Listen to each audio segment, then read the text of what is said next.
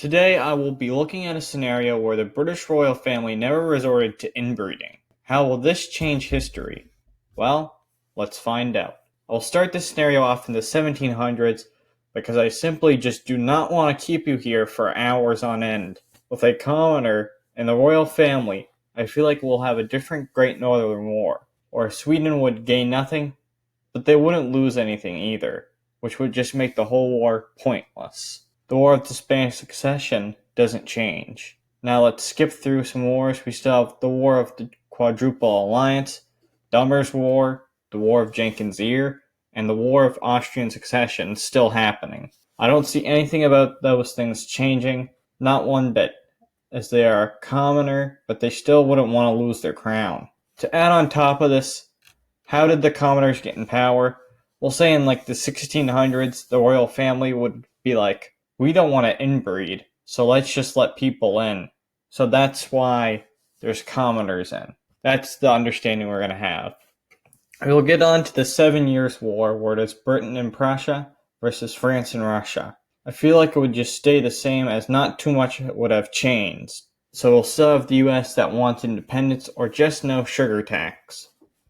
I feel like the attitude at the time would suggest that the sugar tax is mandatory, but I won't agree fully on this. I feel like with civilians being more in the government, they could come to an agreement. The agreement I will do is not really that realistic, but it will do for this scenario's sake. I will go with them removing the sugar tax, but they would still have to pay off some debt to the mainland that could be paid off in a decade. This would change history as we know it, and make more room for the American colonies to cooperate with the British. I feel like they can arrange that they would stay in the British Empire, but they can expand, of course, with permission from the King or Queen. So it would kind of be like a dominion, like how the Dominion of Canada was still in the British Empire, but also wasn't.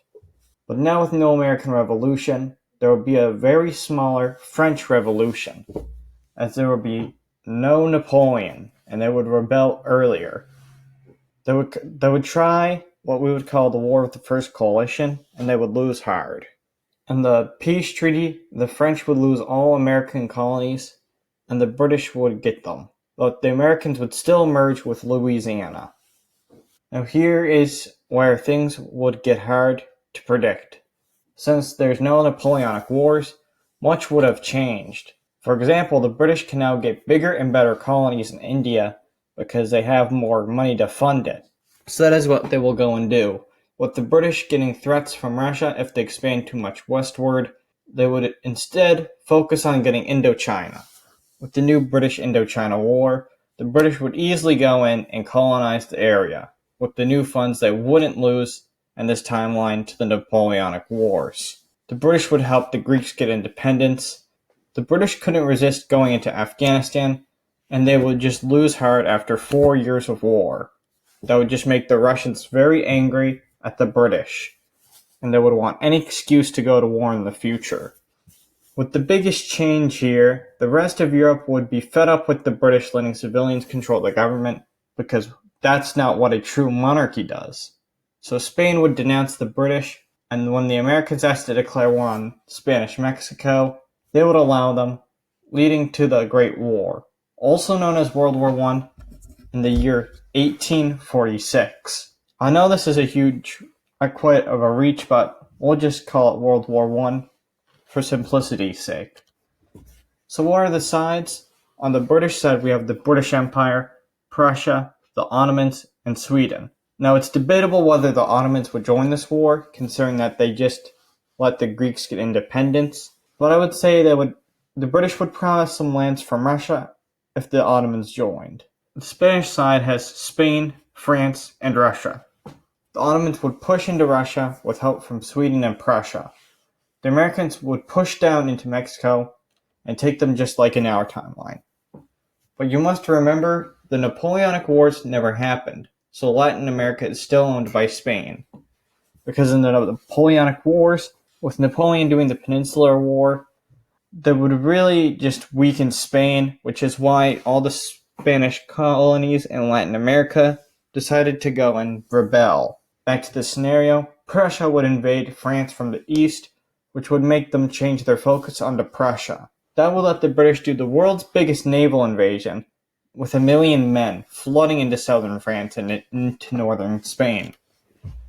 Now this may seem impossible, but let's just say the 1 million men did not all go on the best ships. The good British ships would fend the other navies off, while small civilian ships that could really just be made up of any material as long as it can get them to one point to another will let the 1 million men flood in. That is how the naval invasion will happen. This will be the smartest thing to do, so now Spain can't focus on Latin America, which will let the Americans go and take Central America. Over on the Russian front, the Prussians and Swedish would push in hard, crippling Russia's chances at winning in the long run.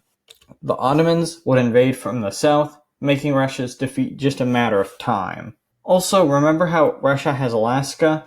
Well, that doesn't really matter as Alaska is too cold to invade. Back in Europe, Prussia pushes into France and almost makes it to Paris. Now I must note that Prussia is also getting support from all the German states and the new German, or in the HRE, as there wouldn't be a German confederation in this timeline. But yet, the small German states will help Prussia out. But the French don't go without a hard battle, as in the Battle of Paris, that would wipe out nearly a third of the Prussian army in just one battle.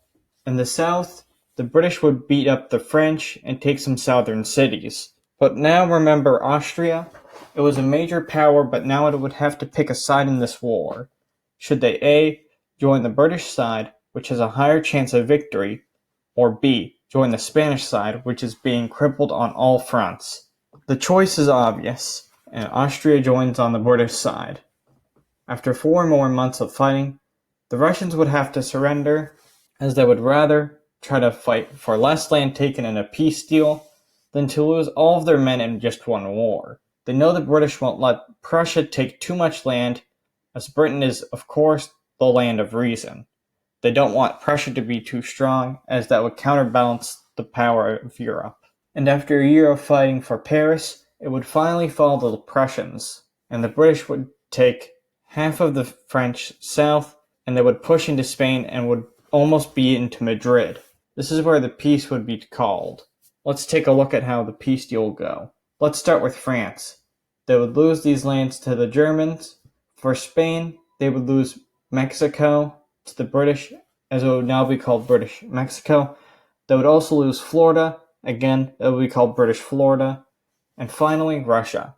They would lose Polish lands, and the British would stop the new Polish state. And Germany would get some new Baltic territory. Now this is the end of the scenario. I know it could go on for way longer, but I don't want to leave it to like 20 minutes. If you do want a part 2, let me know. If you want me to do a different scenario, type it in the comments. But for now, see ya.